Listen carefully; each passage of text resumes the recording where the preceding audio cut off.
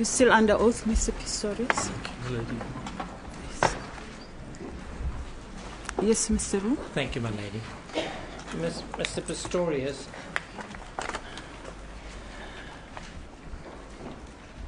in competing away from home, did you say that it had any effect on you socially, friendship-wise, family-wise? It definitely had a massive effect on any athlete. You'd have to speak a little louder. I'm sorry, my lady. It'll have a big effect on any athlete. Track and field athletes. We compete for 5 months of the year away from home. Usually 2 competitions every 2 weeks, every 2-week cycle. So you're in many different countries and time zones are not always the same in South Africa. So finding time to speak to friends and families extremely difficult, and it changes. So schedules always change, and it makes having friendships and relationships difficult at times. I was also asking you about the covering of your legs.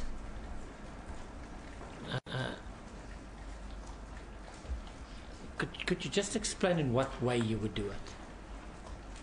I beg your pardon, my lady. When you covered your legs, you said that you always use something to cover your legs. How do you do it? My lady, if I took my prosthetic legs off when I was at home, I would usually leave. If I'd left pants on, then I'd just leave the trousers or pants that I was wearing on the prosthetic legs. And sometimes at night, if there weren't, if I'd come back at night from a training session, then I'd throw my clothing in the laundry. And then usually, if I took a item of clothing off, then I'd leave it on top of my prosthetic legs, or at my prosthetic legs, that if I needed to get dressed, that I could put my clothes on at the same time. And if I wasn't at home, if I was out at the training track where I have to take my everyday prosthetic legs off to put my running prosthetics on, then I would leave my walking prosthetics with either my tracksuit pants or a training top, a tracksuit training top on my prosthetic legs, or I'd put my prosthetic legs back into my bag, my training bag. Why do you not put it next to the prosthetic legs? Why onto it?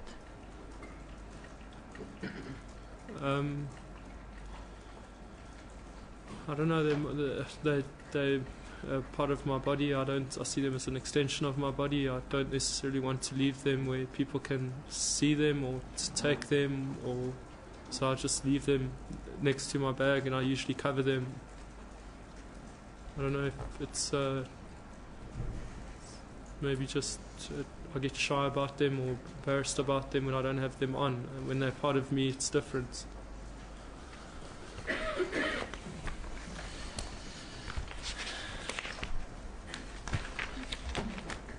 Mr. Pistorius, let's talk about alcohol and drug use or abuse. Do you drink? I do drink, my lady.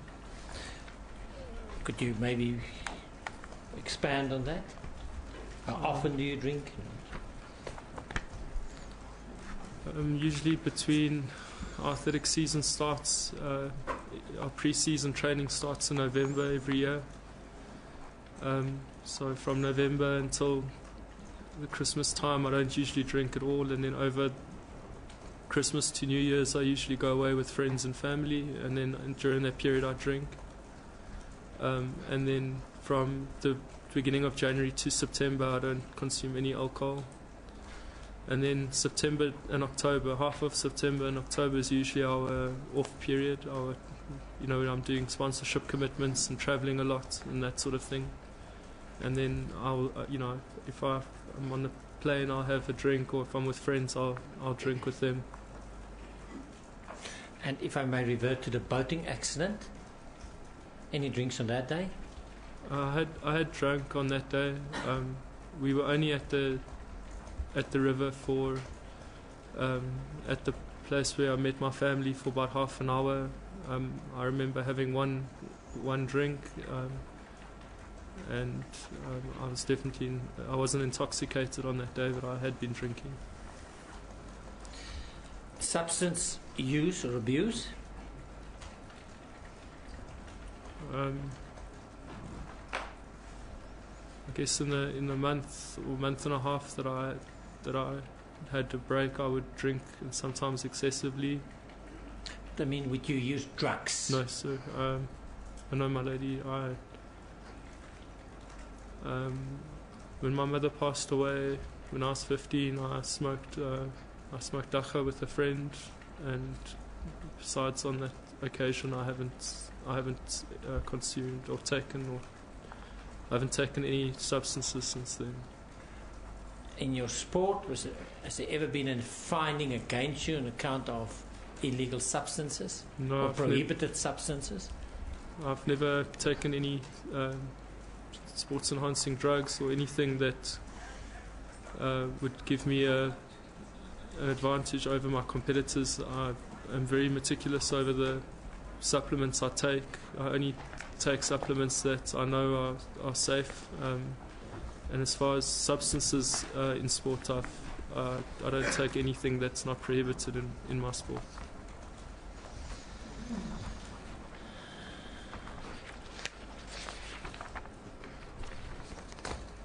Have you ever been, and I want you to think back over the span of your lifetime, being exposed to crime?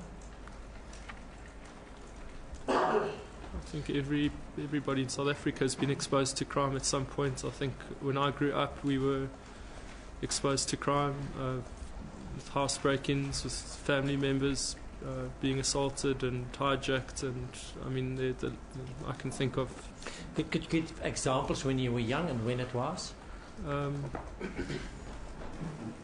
We had many house break-ins when I was growing up. We had one at my father's home in Johannesburg when we were on holiday. When we got back to the house, they'd ransacked the entire house, and one of the intruders or burglars had cut his hand, I think, and he'd wiped the blood all over the wall, and they'd pulled the safe out of the house using a motor vehicle. They'd cut all the sofas open and all the mattresses open. We got back in the middle of the holiday, and basically the whole house had been, what wasn't taken was destroyed. And then living with my mother, we were broken into on several occasions, and they stole small items. We didn't have much, so they stole TV sets and VCRs and things like that. My father has been hijacked twice since I was a kid, and the last time was when I was in high school. My brother was in an attempted hijacking. Many members of my family have been victims of house break-ins and violent crime such as that. And have you ever been a victim to crime? Yes, I have. I've been. Could you explain to the court? My home had been broken into in 2005. Once when I was away representing South Africa at an event called the Paralympic World Cup in Manchester, I got a phone call from my next door neighbour to tell me that my house had been broken into, and I couldn't leave to come back to South Africa. So when I came back, I think it was about a week and a half later, I saw that my TV had been stolen and a laptop, and my car's roof had been cut with an object, with a knife or something. And then in that same home, one night there was somebody in my garden. I had a Jack Russell. They kicked the Jack Russell that it needed to go to the vet and get medical treatment. Then I've been followed home late at night. I've been shot at on the highway. Could you? Well, let's start with the being followed home. One incident or more than one? More than once. Could you explain to the court, give some more detail? in the very limited time that I am at home, maybe 3-4 months of the year, I travel excessively. I probably do about 30 to 50,000 Ks in those 4 months. And a lot of my business engagements and sponsorship commitments and charity commitments require me to travel late at night. Many media have been to my house over the years to do interviews. Many people know where I live. The one occasion I was driving back from an interview in Johannesburg, and a car came up behind me. It was going a lot faster than I was, and I changed lanes.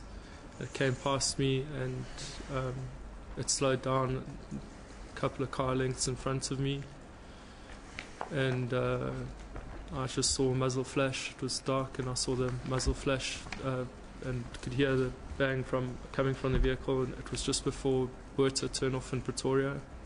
So I swerved across 2-3 lanes, and I took the exit, and I went under the highway, and I looped back, and I went to the Rhapsodies, and I thought I'd get to where a lot of people are, and it was a weeknight, so I just went there and I sat there for a while. I don't recall who I phoned, but I phoned a friend to take my car, take me home, and I left my car there, picked it up the next day. And then with Miss Taylor, I was followed home one night.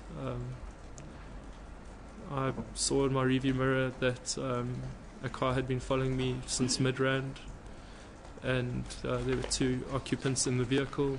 I phoned the security gate at the estate that I stayed at, and I told them that I was being followed. And when I got to the gate, there's a circle maybe 50 meters from the entrance of our estate. I sped up.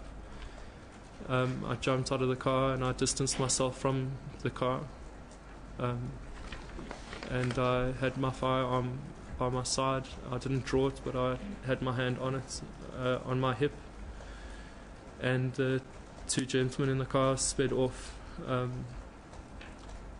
There have been other occasions where similar cars or the same looking car has followed me for a couple of days at a time, and I wasn't sure of who it was or what it was, but I phoned my agent and informed him.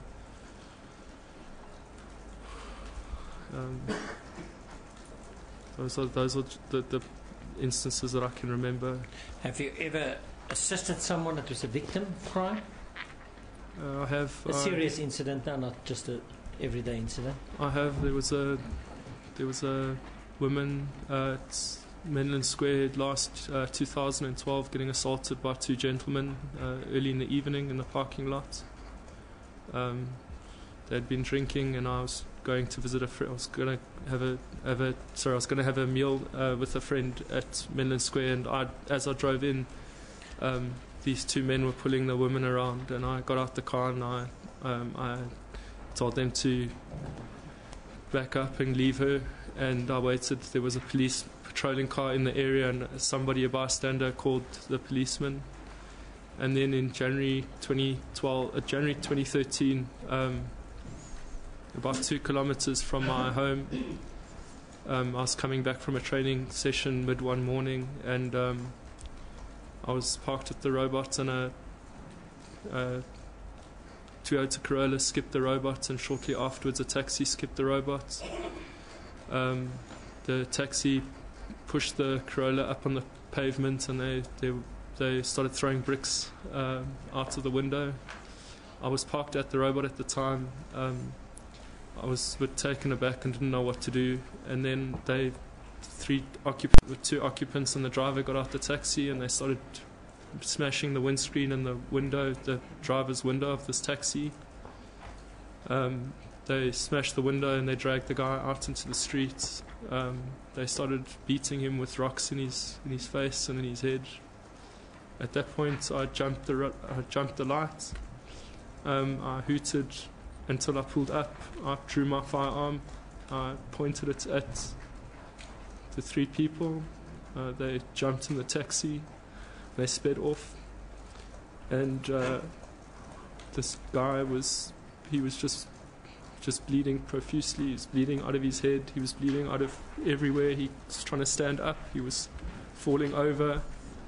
He had a taxi association sign on his car, and I could see that there were papers all over the car. 2 of the wheels had burst on his car.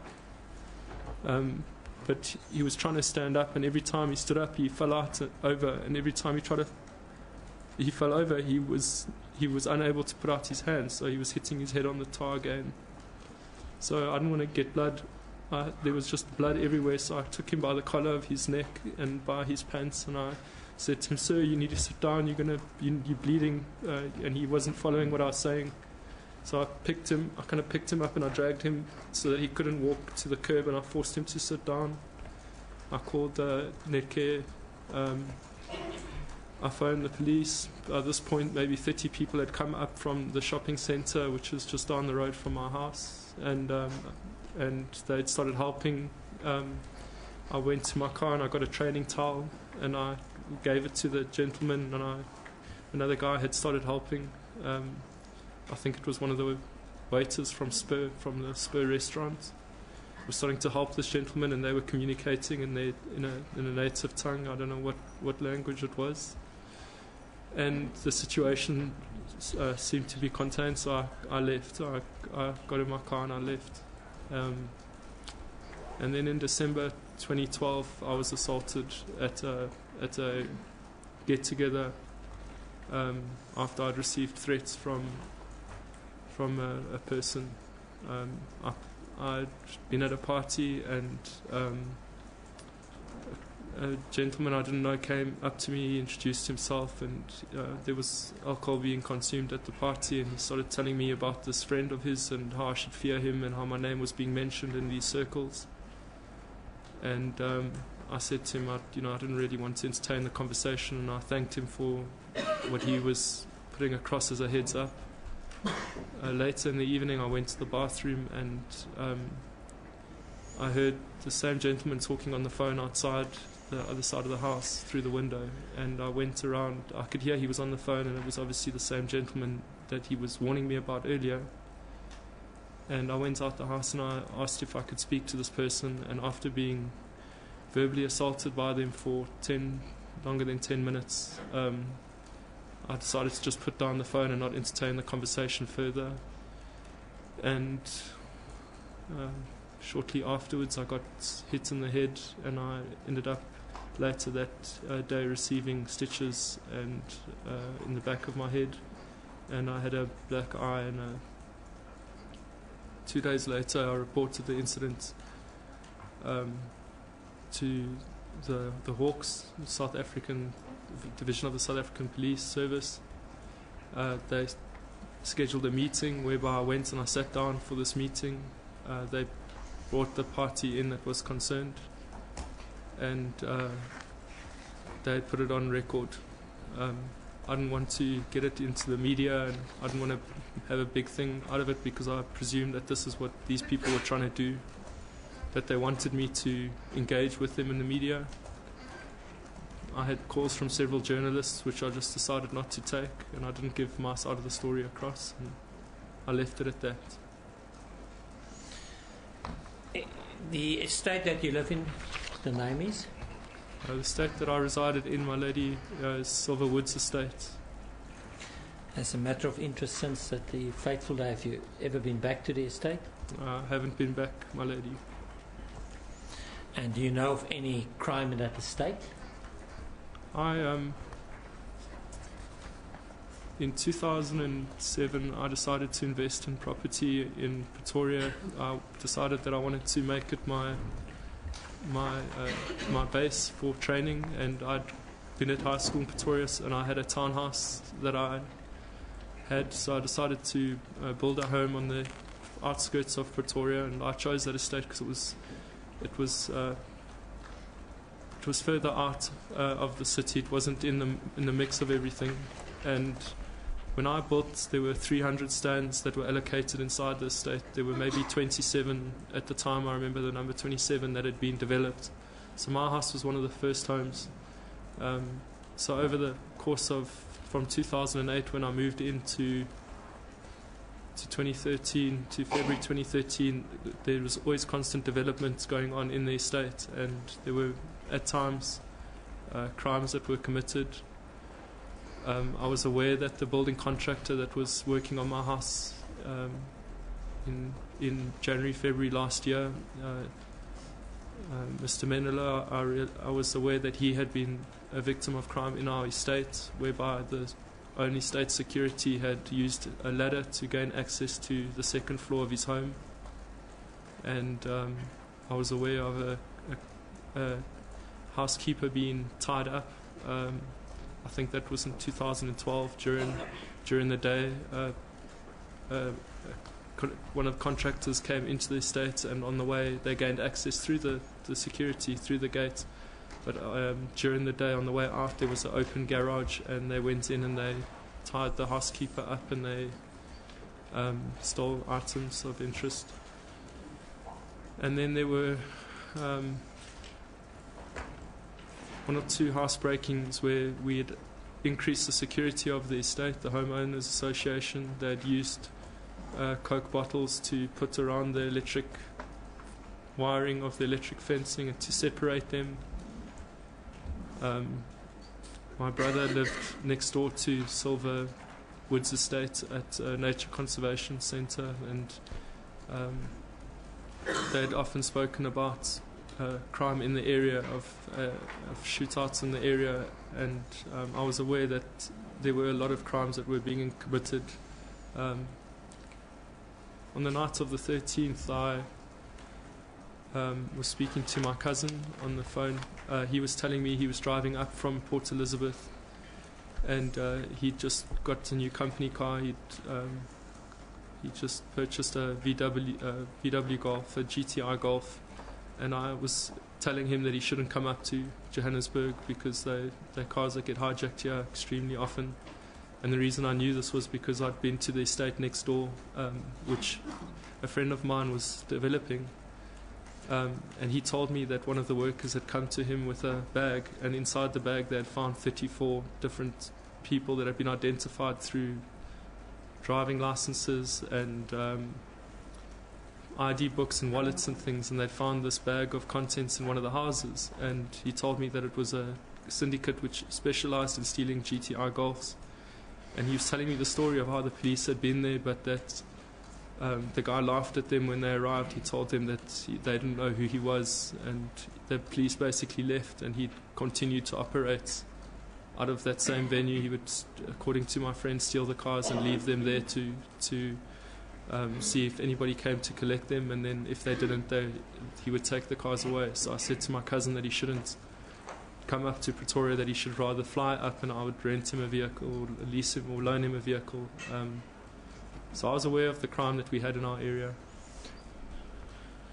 In that time, in February 2013, we know work was done at your house. That's correct, my lady. What was that all about? My lady, in December 2012, I'd been to look at a property in Johannesburg. My relationship with Reva, I was kind of taken aback by her and just bowled over by how much I fell for her. So I thought about buying a house in Joburg, and I had been for some time. So I was looking at properties, and I went to look at a house in Johannesburg in December 2012. And I liked it, and I put in an offer to purchase the house, which was accepted. And I realized that I'd need to fix up certain things on my own home in Pretoria before I could sell it. There was some damp issues. The house needed to be repainted. There was small things like the broken window downstairs. There were some carpentry issues in the house. Just basic maintenance things that I hadn't been able to attend because I'd been overseas for most of the year. So I got a building contractor in January and February to work on the home. And there was a list of things that they needed to do. Some were maintenance, and then others were improvements on the house, which I thought would make it easier to sell. When was this window broken? I'm not too sure when the window was broken. I was throwing a cricket ball for my dog. We were playing in the garden, and I threw the ball, and I threw it askew, and it went through the corner of the window. Do you know when this window would have been fixed? It would have been fixed probably on the 14th or the 15th of February. Why do you say that? I'd given the building contractor a list of things to fix. He came with me to Builder's Warehouse to get some of the small items. As he was a friend, I don't think he was going to charge me, to do it, and I enjoy kind of DIY things. So we went to the Builder's Warehouse, and I'd bought a piece of glass. It was at the house. It was already wrapped in brown paper, and all that was needed was for them to fit it. So the glass was already at the house, and they were busy with maintenance every day. Who was the person that was going to do that for you? He was a friend of mine, a gentleman called Christo Menelo. Does he also live in the estate? He resides in the estate, my lady. Do you know if he was subject to any crime in the estate? He was the building contractor that I spoke of, that whilst he stayed in another home in the estate, his house was broken into by the security company which was doing the security in our estate.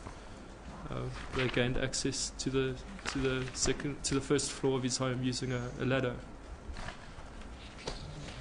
His partner was also a victim of crime. He was hijacked in 2012 in Johannesburg, where they made him climb out of the car and walk up an old mine heap, and I remember he was quite devastated about that as well. You spoke about your dogs. Can you tell the court about them? I got my first dog when I bought my first townhouse in 2005. I had a little Jack Russell.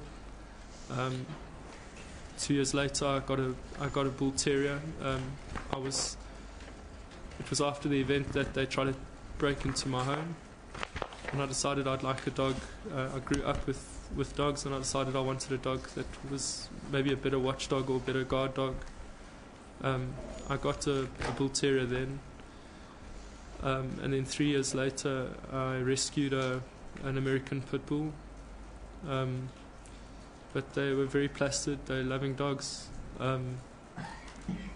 They're quite calm. They, contrary to the names of the animals, my pit bull and bull terrier, I'd always leave around. If I had friends over, they would interact, and if they'd play with kids, they weren't at all aggressive. You have in fact seen a video taken by the police of your house. I saw a video taken by a police officer in my garden. Did you see the reaction of the dogs? Yes, the dogs were licking the police officer. They're not at all aggressive. The building contractors, who they didn't even know, were painting the house, and the dogs would often just walk around. They're not vicious dogs. They weren't trained to be attack dogs. They're very placid animals. How did it come that you select that specific dog? I think the pit bull. I selected them because I thought that they would make good watchdogs, good security dogs. Whilst I had the Jack Russell, they were better watchdogs because the Jack Russell was a light sleeper, and the two bigger dogs were not older, but the two bigger dogs, the bull terrier and the pit bull, they're slightly deeper sleepers. They're not the most alert dogs. But my Jack Russell passed away in 2011, and my bull terrier and my bull terrier and my pit bull were very placid. In the new house that I'd built, purchasing in Johannesburg, I'd spoken to the same building contractor, Mr. Menelo. He'd come out to the premises with me. At that property, the security would have been a lot better. I'd asked him to give me a quote on a guardhouse at the entrance of the home.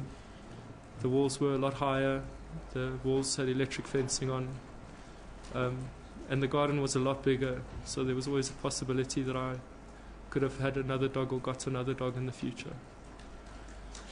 You also in consultation explained the selection process of the dog when you went to buy it. Yeah, I went. The bull terrier I got imported from a very well-known South African breeder. He was basically a stud dog. He's extremely built, and I thought he'd make a fantastic guard dog. And although he is very protective over me, he follows me around the house, or he used to follow me around. He was very placid. If I stood in the shower, he'd stand in the shower. If I went to the car, he'd try to climb in the other door. He wasn't very aggressive. And in the pit bull, I drove through to a breeder who was advised. Somebody I knew had told me they were a reputable breeder, and I drove through to Secunda to go have a look at the dog. And when I got there, I realized that the breeder wasn't looking after the puppies. They were very terrified and scared. A friend of mine accompanied me on that trip, and I decided just to buy the dog anyway, because it was evident that she had back problems. I think maybe she was abused. She was 3 months old, and she had a knob on her head, and from the time I got to her, she had to have a lot of medical attention. So she had ligament issues on her leg, and she needed to have the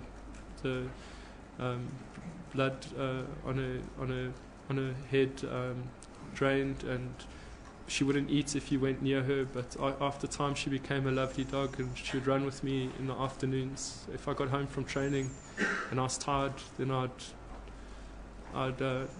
just stand on a skateboard, and she'd pull me on my skateboard. So she was very placid, and not at all a dog that engaged. She had like a temperament of a Labrador. She wasn't at all aggressive. Mr. Pistorius, your religion, is that important to you?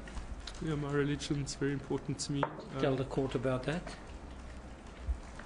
My mother grew up in a Anglican, from an Anglican background. When I was born, we were in a Methodist church. My mother sang in the choir on Sundays at the church for many, many years.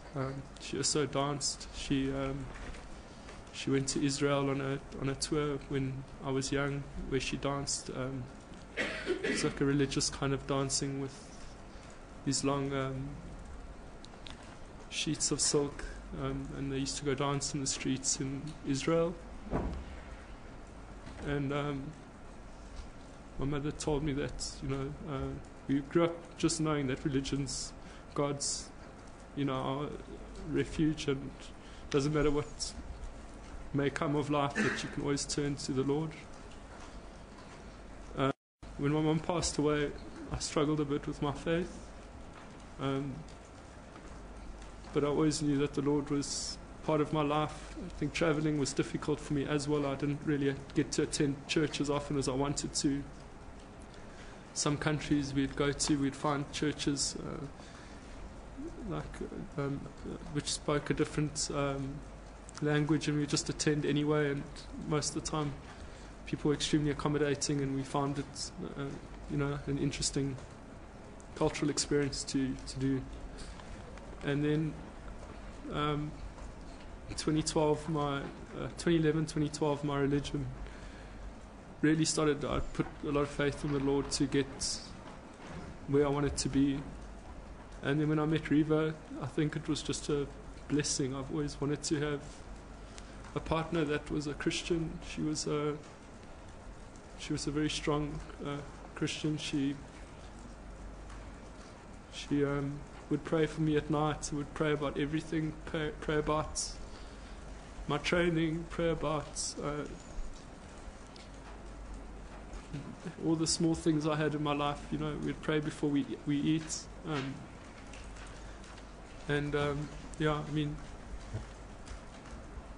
think the religion's maybe what it definitely is. God's the thing that's got me through this last year. I mean, there have been times that I've just been struggling a lot, and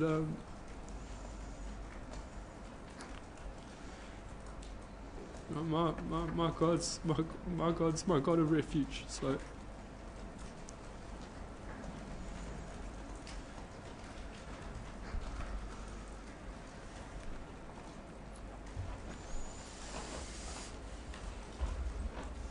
Pistorius, during the lunch adjournment, you spoke to me about how you feel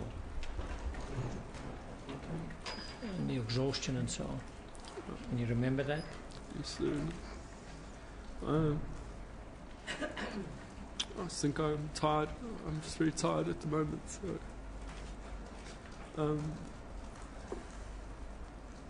Did you sleep last night? no, sir.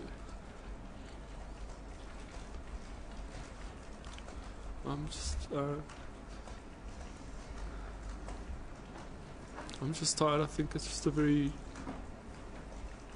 a lot of things obviously going through my mind, and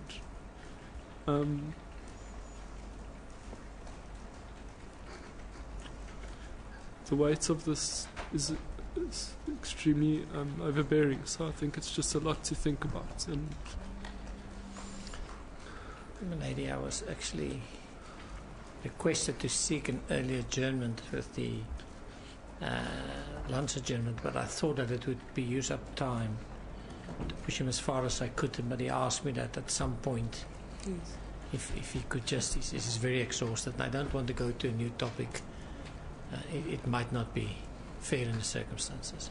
I'm sorry, I'm really keen to use up time, but not at the expense of other emotions.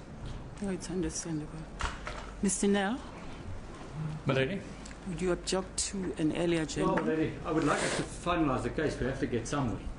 But I've now heard what Mr. Pistorius said. I hope it's not a daily occurrence. But if it's not a daily occurrence and we can start moving this case forward, I've no objection. Well, he does look exhausted. He does sound exhausted. Yes, ma'am. So, I was just concerned about it, my lady. I'm in the hands of the court, but yes, no, I'll grant But the... I, in fact, went on longer than I was requested to, Yes. trying to make up time.